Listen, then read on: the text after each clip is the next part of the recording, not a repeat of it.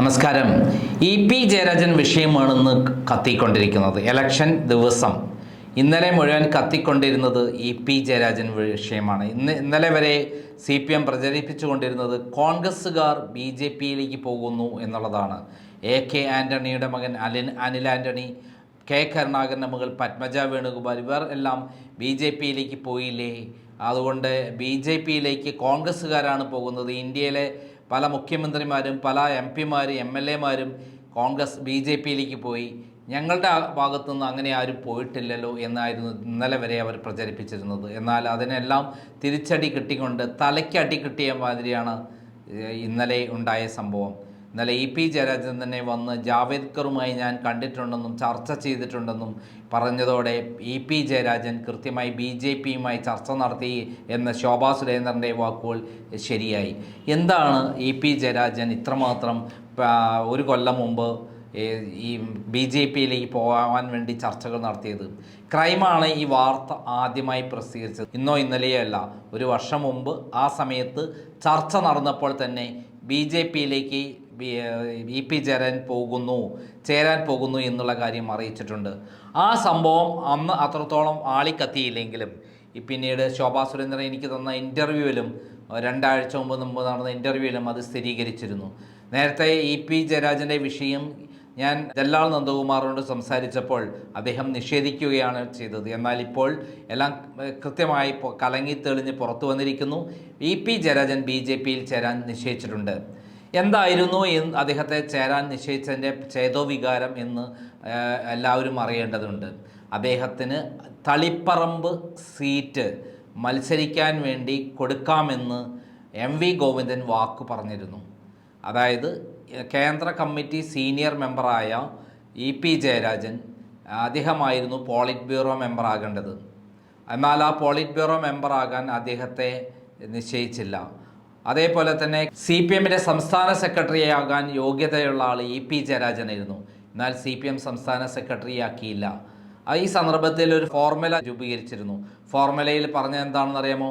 തളിപ്പറമ്പ് സീറ്റിൽ നിന്ന് MV ഗോവിന്ദൻ നിയമസഭാ അംഗത്വം രാജിവെക്കും. അദ്ദേഹം സംസ്ഥാന സെക്രട്ടറിയും അതേപോലെ പോളിറ്റ് ബ്യൂറോ മെമ്പറുമാകുമ്പോൾ ആ സ്ഥാനത്തേക്ക് അദ്ദേഹം പോകുമ്പോൾ സീനിയറായ പി ജയരാജനെ മറികടന്നുകൊണ്ട് അദ്ദേഹത്തിന് സ്ഥാനം കൊടുക്കുമ്പോൾ അദ്ദേഹം തളിപ്പറമ്പ് നിയമസഭാ മണ്ഡലത്തിൽ നിന്ന് രാജിവെക്കുകയും അവിടെ പി ജയരാജന് മത്സരിക്കാൻ അവസരം കൊടുക്കും. അദ്ദേഹത്തെ MLA ആക്കി മന്ത്രിയാക്കാമെന്നാണ് പിണറായി വിജയനും പാർട്ടിയും വാഗ്ദാനം കൊടുത്തത്. എന്നാൽ അദ്ദേഹത്തെ ചതിക്കുകയായിരുന്നു. ഈ ചതിക്ക് പിന്നിൽ വലിയൊരു കഥയുണ്ട്. അതിൻ്റെ കഥ എന്ന് പറയുന്നത് വളരെ കൃത്യമാണ്. പി ജയരാജൻ നേരത്തെ പിണറായി വിജയൻ അമേരിക്കയിലേക്ക് 2016 പോയപ്പോൾ ആ സമയത്ത് കേരളത്തിലെ ആക്റ്റീവ് മുഖ്യമന്ത്രിയായിരുന്നു. പിണറായി വിജയൻ്റെ പേരിൽ 25 കോടി രൂപ അദ്ദേഹം കരിമണൽ കർത്തയിൽ നിന്ന് മേടിച്ചതാണ് പിണറായി വിജയൻ ഉണ്ടായിട്ടുള്ള ഏറ്റവും വലിയ ദേഷ്യത്തിന് കാരണം. മാത്രമല്ല കേരളത്തിൻ്റെ വിവിധ ഭാഗങ്ങളിൽ നിന്ന് പാറമട ലോബിയിൽ നിന്നും മണ്ണ് ലോബിയിൽ നിന്നും നിയമന ലോബിയിൽ നിന്നും ഒക്കെ തന്നെ ഈ സന്ദർഭത്തിൽ പിണറായി വിജയൻ അമേരിക്കയിലേക്ക് പോയ സന്ദർഭത്തിൽ കിട്ടുന്നതെല്ലാം വാങ്ങി കോടിക്കണക്കിന് രൂപ പി ജയരാജൻ സമ്പാദിച്ചു. ഈ സമ്പാദ്യമാണ് വിദേശത്ത് റിഫൈനറിയിൽ കൊടുത്തതെന്ന് ഇൻവെസ്റ്റ് ചെയ്തതെന്ന് നമ്മുടെ സ്വപ്ന സുരേഷ് വിളിച്ച് പറഞ്ഞിട്ടുണ്ട്. ഇങ്ങനെയുള്ള ആ സമയത്ത് നടത്തിയിട്ടുള്ള ഇടപാടുകളെല്ലാം തന്നെ പിണറായി വിജയൻ പിന്നീട് തിരിച്ചറിഞ്ഞു. കേരളത്തിൽ മടങ്ങിയെത്തി അദ്ദേഹം ചികിത്സയ്ക്ക് പോയി മടങ്ങിയെത്തിയപ്പോൾ അദ്ദേഹത്തിൻ്റെ പേരിൽ കരിമണൽ കർത്തായിൽ നിന്ന് 25 കോടി രൂപ വാങ്ങിയത് അദ്ദേഹം തിരിച്ചറിഞ്ഞു. കരിമണൽ കർത്തായി കാര്യം പറഞ്ഞു.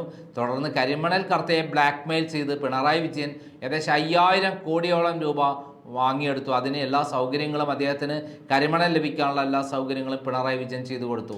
പിണറായി വിജയൻ്റെ എല്ലാ രഹസ്യങ്ങളും അറിയുന്ന ഒരാൾ പി ജയരാജനാണ്. പി ജയരാജൻ്റെ എല്ലാ രഹസ്യങ്ങളും അറിയുന്ന പിണറായി വിജയനാണ്. അങ്ങനെ ഇവർ തമ്മിലുള്ള തർക്കത്തിൽ അദ്ദേഹത്തിന് ഇങ്ങനെ പിണറായി വിജയൻ്റെ പേരിൽ പണം വാങ്ങിയതിൻ്റെ പേരിലാണ് പിന്നീട് അദ്ദേഹത്തിന് MLA സ്ഥാനം കൊടുക്കാതിരുന്നത്. മട്ടന്നൂരിൽ നിന്ന് സുരക്ഷിതമായി വിജയിക്കേണ്ട പി ജയരാജനെ മാറ്റി അവിടെ ശൈലജ ടീച്ചറെ കൊണ്ട് നിർത്തിയതിന് പിന്നിലെ രഹസ്യം ഇതാണ്. അദ്ദേഹത്തിന് സീറ്റും കൊടുത്തില്ല, മത്സരിപ്പിച്ചില്ല, അവസാനം MLA സ്ഥാനം കൊടുക്കാമെന്ന് പറഞ്ഞ് മോഹിപ്പിച്ചിട്ടും അദ്ദേഹത്തെ വഞ്ചിച്ചു. ഇതാണ് പി ജയരാജൻ BJPയിൽ പോകാനുള്ള ഒരു കാരണം.